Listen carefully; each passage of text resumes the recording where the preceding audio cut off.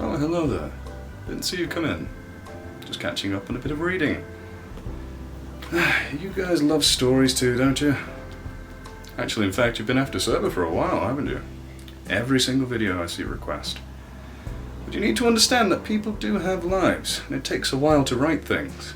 So please, have patience in the future. People have lives outside the internet. Oh, in fact, even I do. Speaking of which, I gotta go. Hope you enjoy.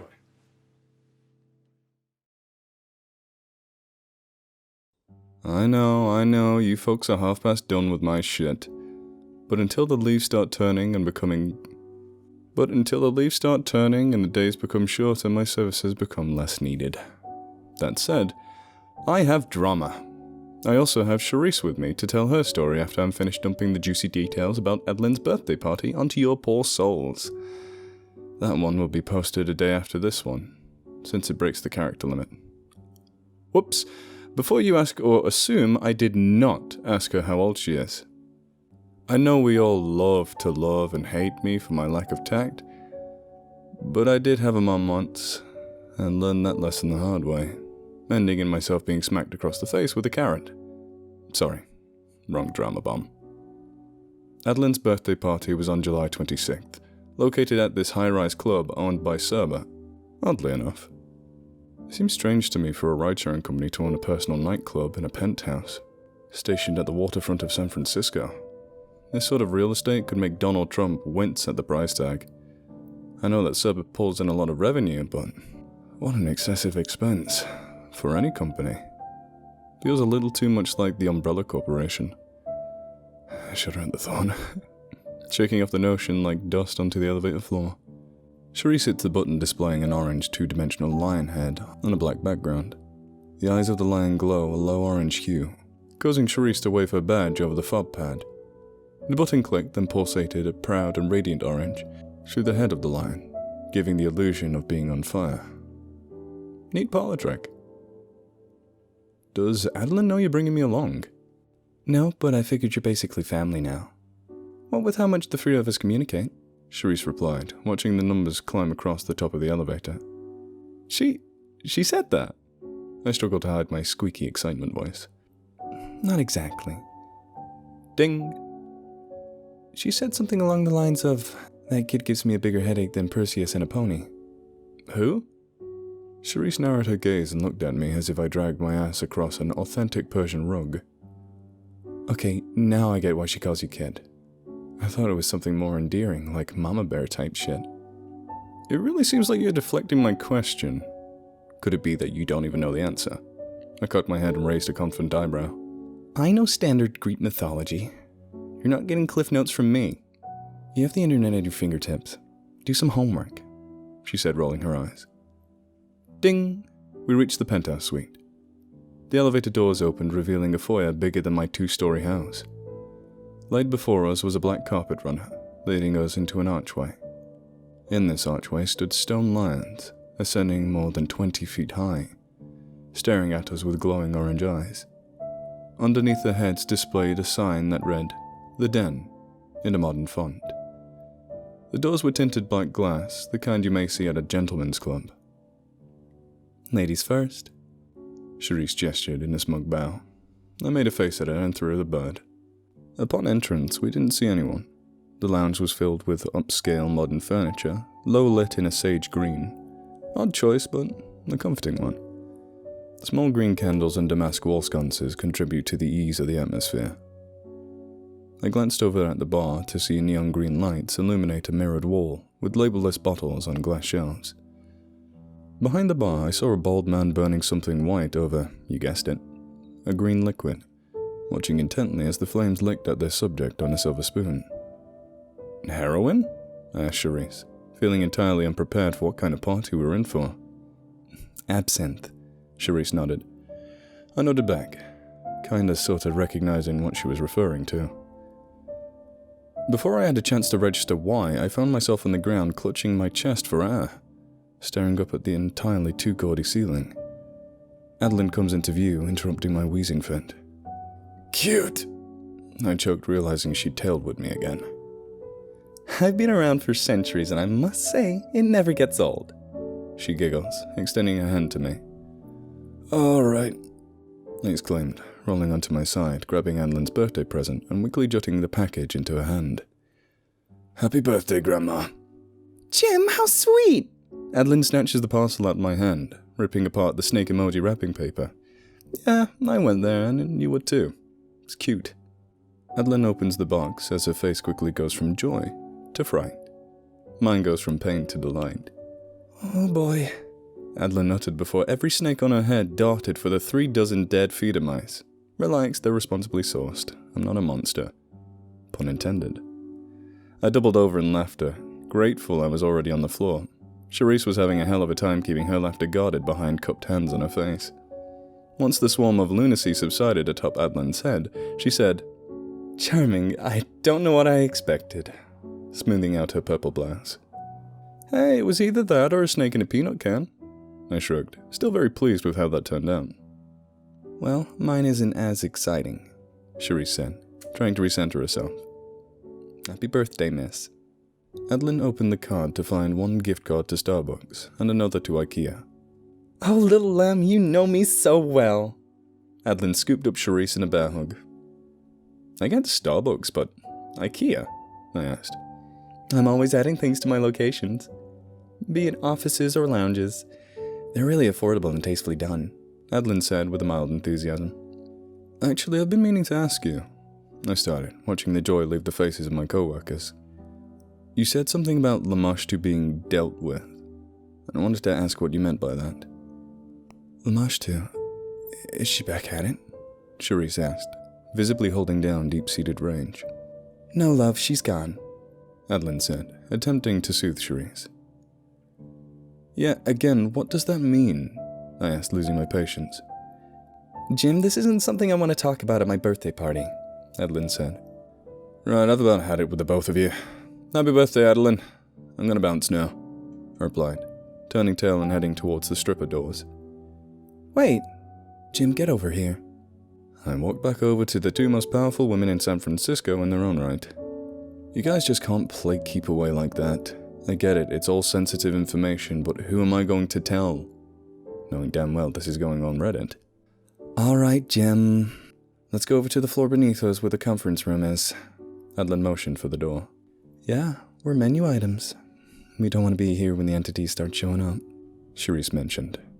Smart girl. Scared Jim. How many floors does Cerber own in this thing? I asked as we walked. Cerber doesn't own the building, Jim. I do.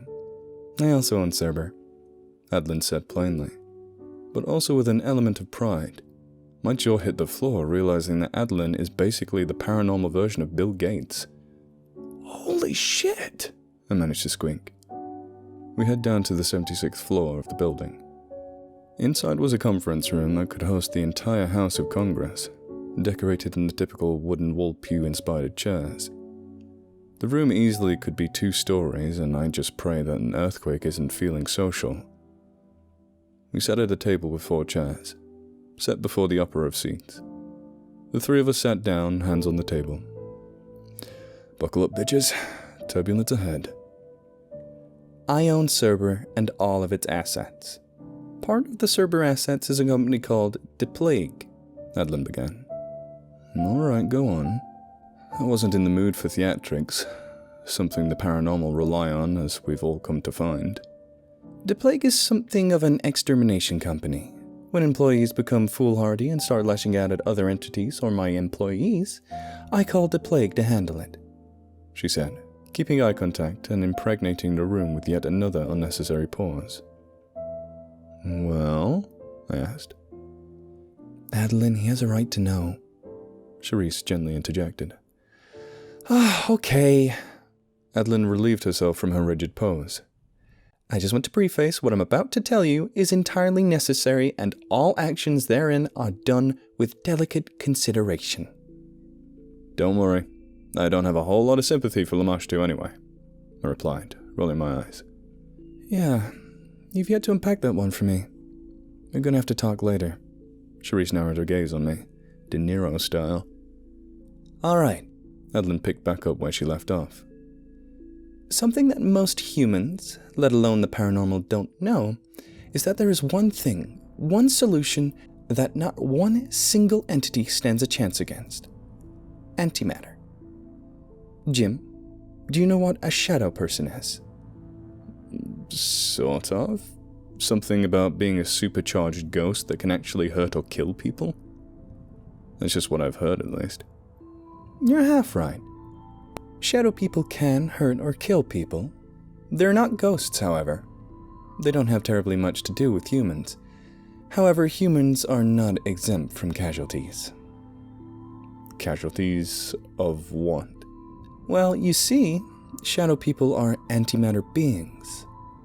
They really shouldn't be here, but have been here for as long as foot and feather.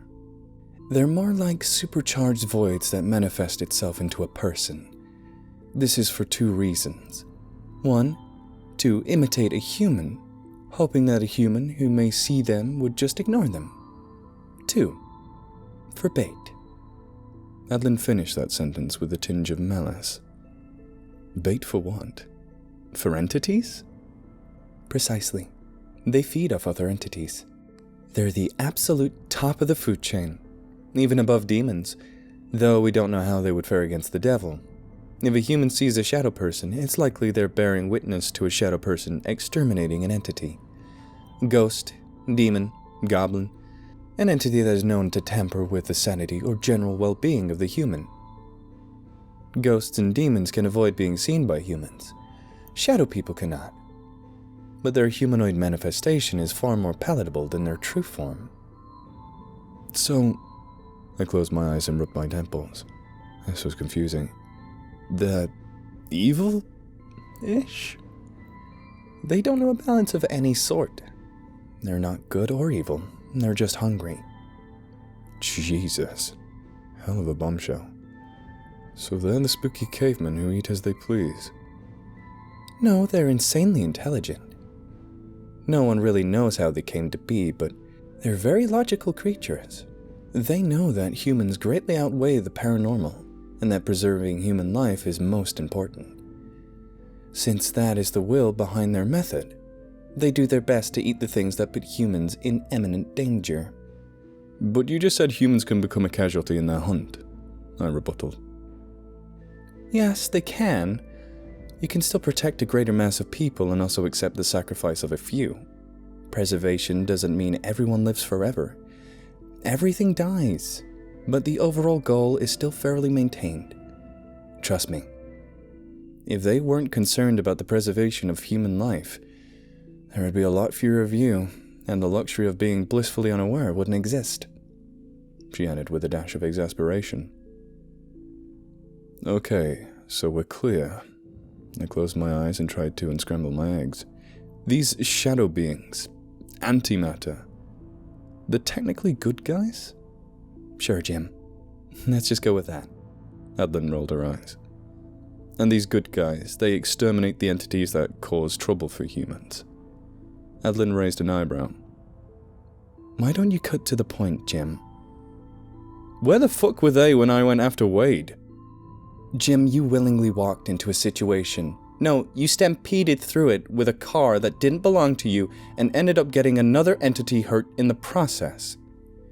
Yes, what happened to your sister in Borg was dismal, but you led the charge on that.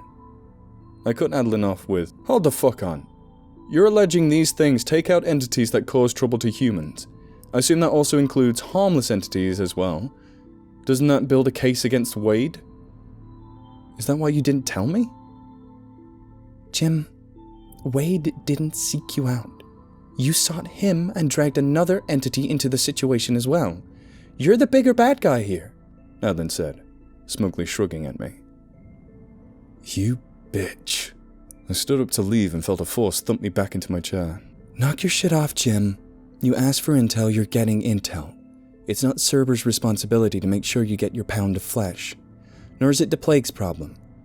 You owe Adlin an apology, and none of us will leave this room until you do. I'm not asking.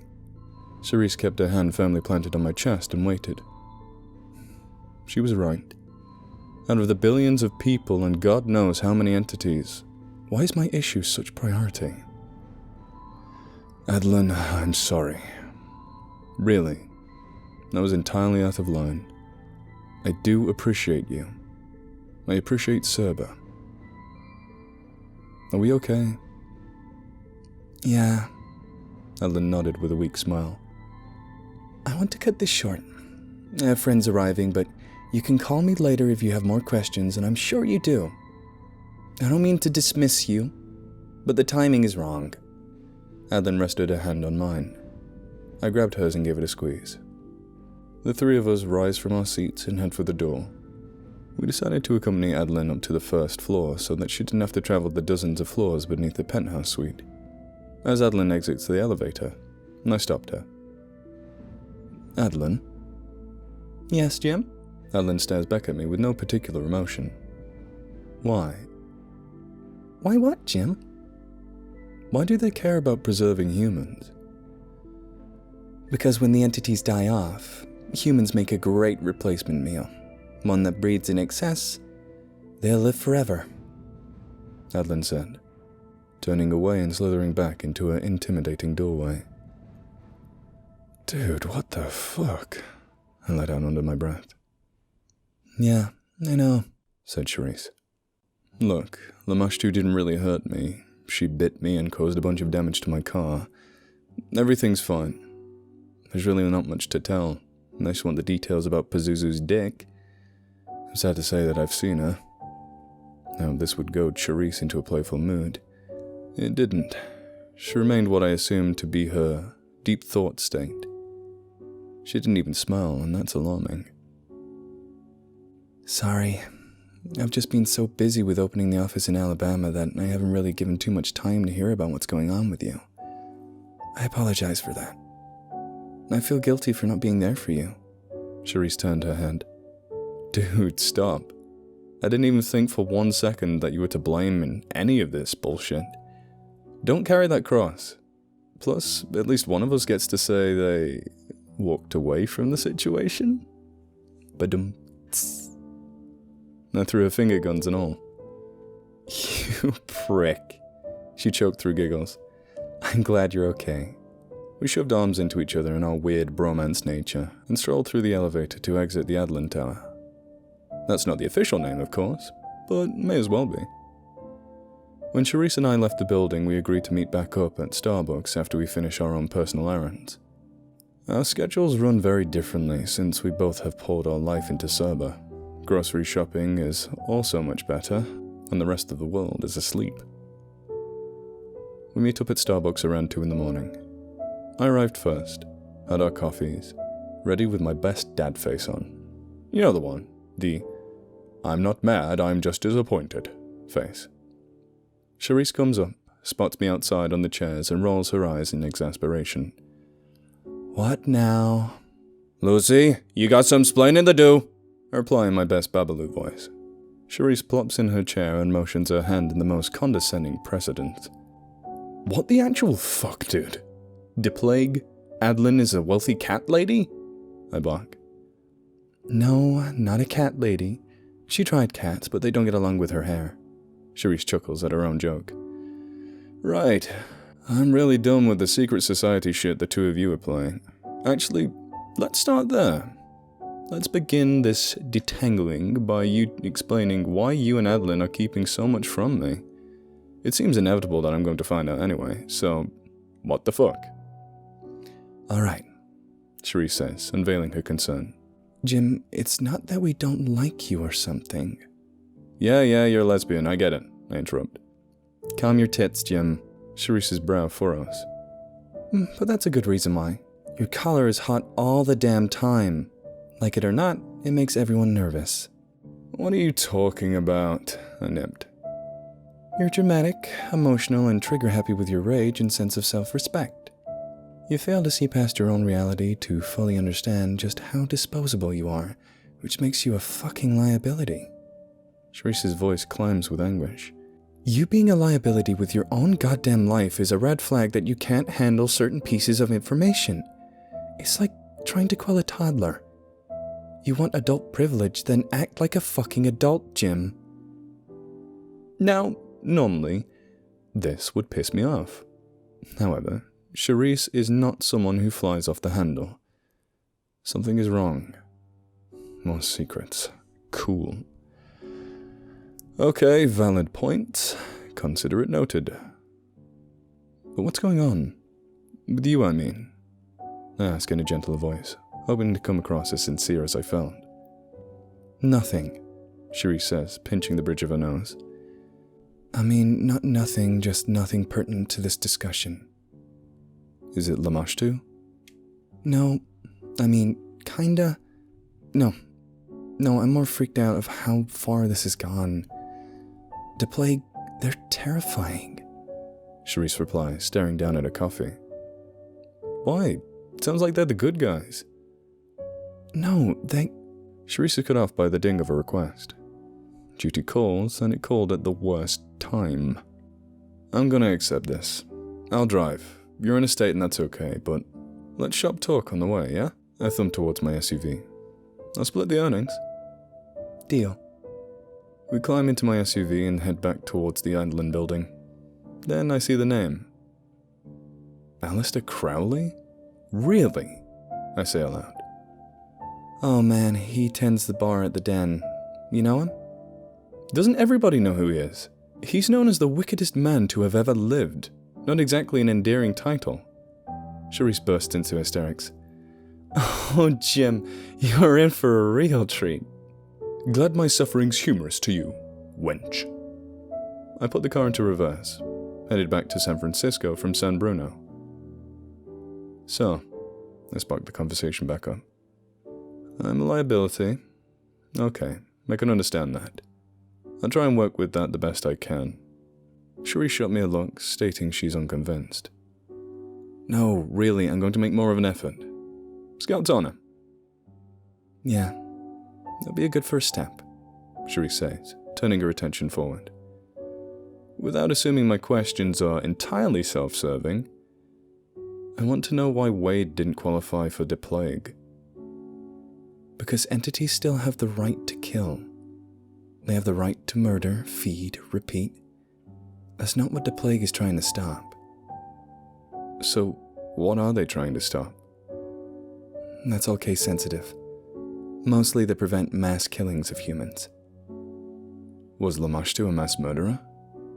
Not exactly.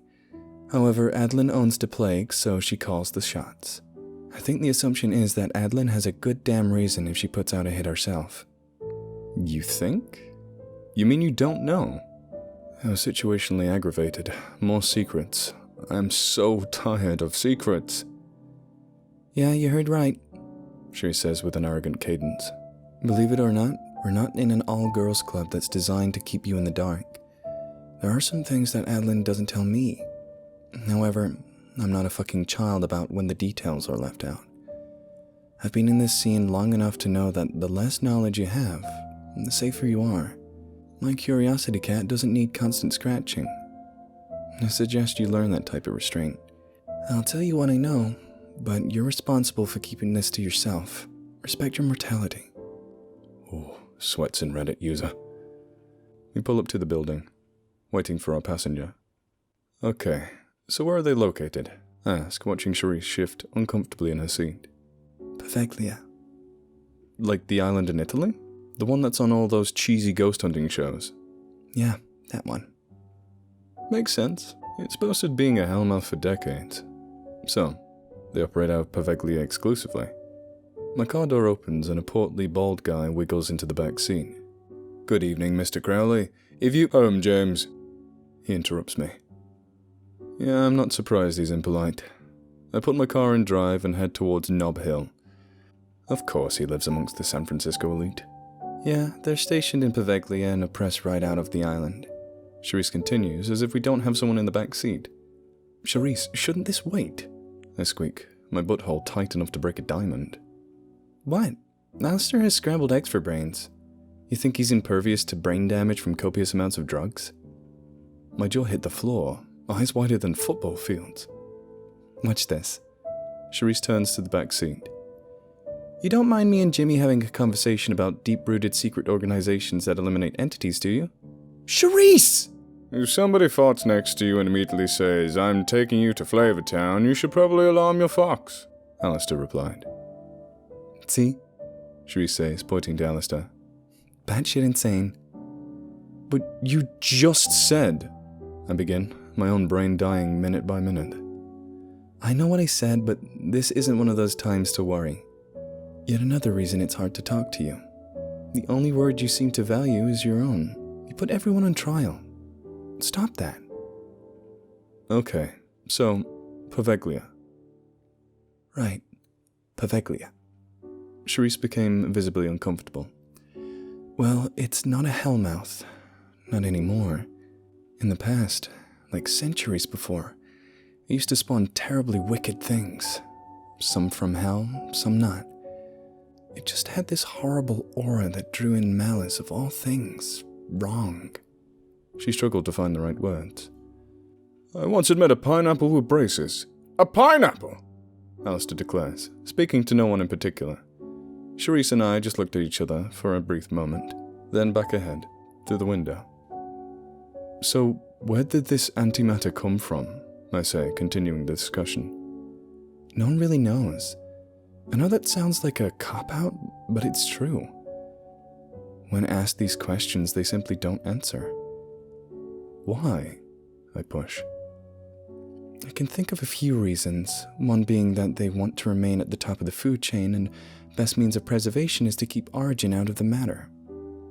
Finding out the origins means that there's a possibility of finding weakness. Same reasons you wouldn't just publicly post your address. Another reason could be that they're original gods. They could be more malicious versions of demons.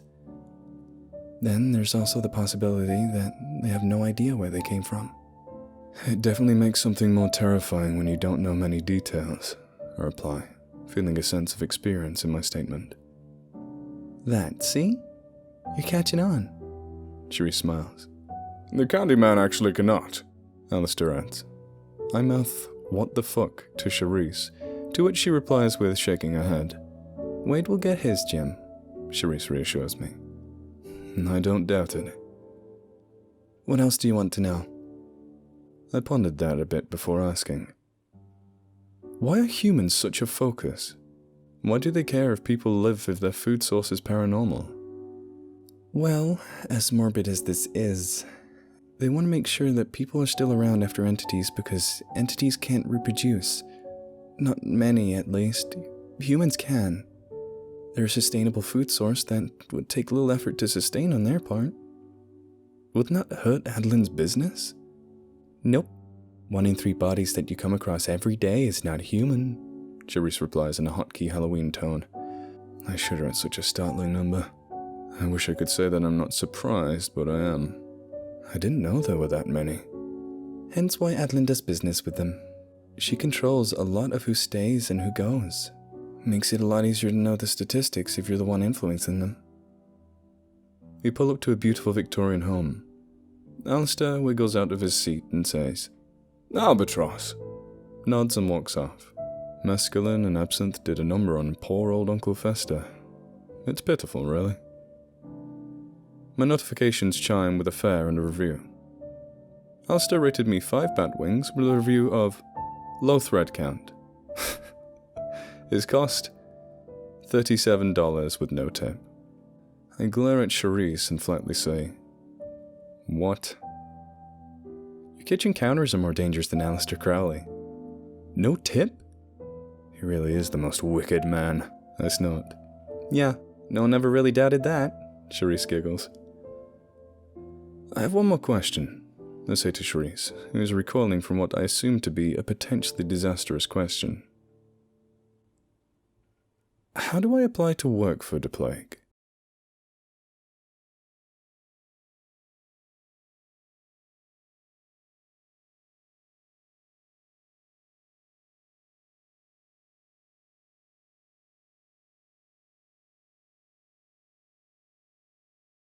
If you like this video, please consider subscribing. And if you're an animal lover like me, please consider donating to the World Land Trust, a charity that aims to help wildlife through buying land, preventing development, and helping endangered species.